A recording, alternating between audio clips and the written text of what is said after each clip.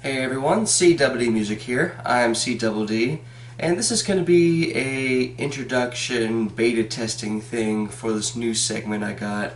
I don't have a specific title for this, but it's pretty much where I do a poem inspired by an album that I love or just like a lot or find a lot of influence in.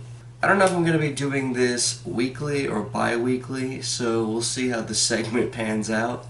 But for this week, I'm going to be doing, in light of Chris Cornell's somewhat recent death, I'm going to be doing Soundgarden Superunknown. It's one of my favorite albums of all time, pretty much.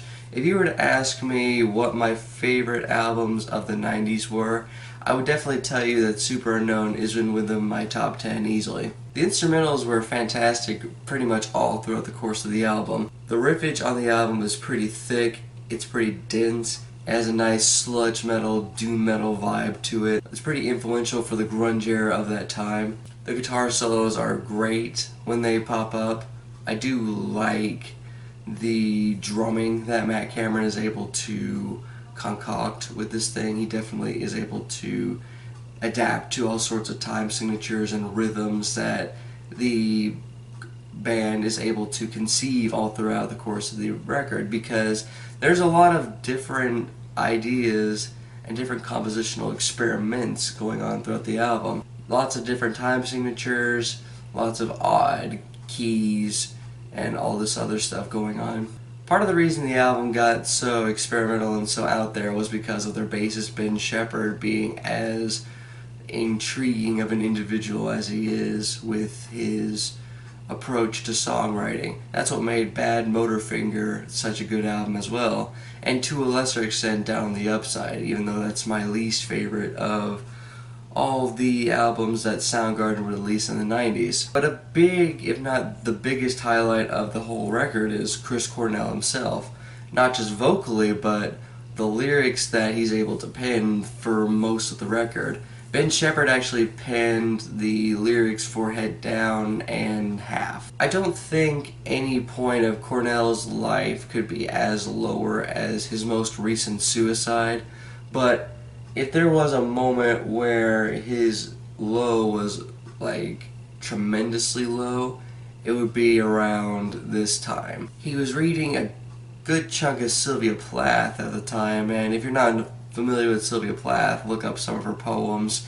She is without a doubt a big influence for a lot of dark lyricists and a lot of postmodern poetry in America. In which case, Cornell seems to be conceiving a lot of lyrics about death, depression, drug abuse, independence in a certain way. He is, without a doubt, going for something a lot more dark and a lot more surreal in a sense. What makes this album, in terms of lyrics, different from some of the tracks of A Bad Motorfinger is that Cornell seems to be describing a particularly bad trip, in a sense, but a trip that is still deriving you of every single emotion to the point where you're satisfied. The Day I Tried to Live is a song about trying to, live, but you end up being disappointed and you wonder why you try to exit your comfort zone in the first place. Mailman, I believe, is a song about going to work one day and killing your boss with a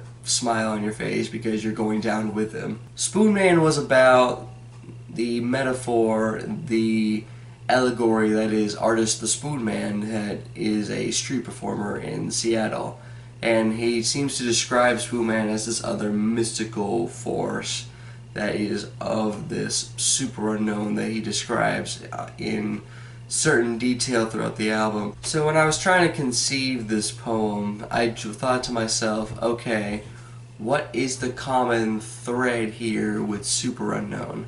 And of course it clicked to me. Superunknown. He's describing a sort of hell of sorts, a sort of purgatory. It's not a hell or purgatory where you're suffering though, it's more so just you're ebbing and flowing along with the ride and not really having a disposition towards it, nor do you have any say in how it happens, which in certain aspects is kind of like life. When I was thinking about making this poem, I decided to have the album cover in mind. This is the reissue, but the original album cover, there's some forest right below that you can see a lot better. It actually is a little more surreal looking the way it's white instead of red as it is now.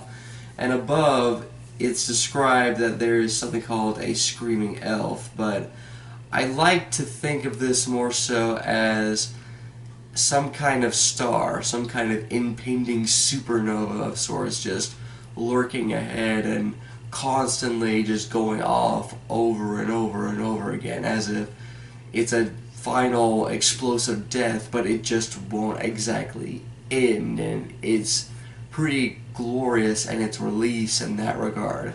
So I ended up making a poem that ended up being 6 stanzas long, each stanza being about 4 lines. I switch it up from either AABB and ABAB rhyme scheme in a sense with certain stanzas. I originally wanted to try to do just 16 lines, since if you count the bonus track that's on the reissue, there's 16 tracks, but ended up somehow kinda expounding beyond that to a certain degree.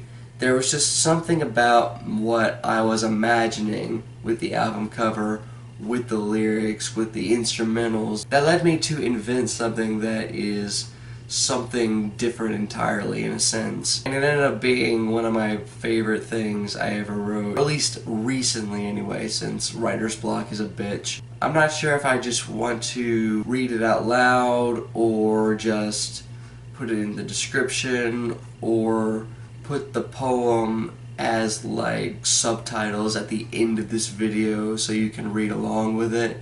I'm gonna hold off on reading it out loud, so I'm just gonna leave it in the description. But yeah, leave a comment about what you guys think of this segment and what kind of suggestions you can make to make this segment a little more interesting and a little more cohesive in a sense, because this is something I've been contemplating for a while and I want to see it come to life in a sense. This is CWD Music here, signing off.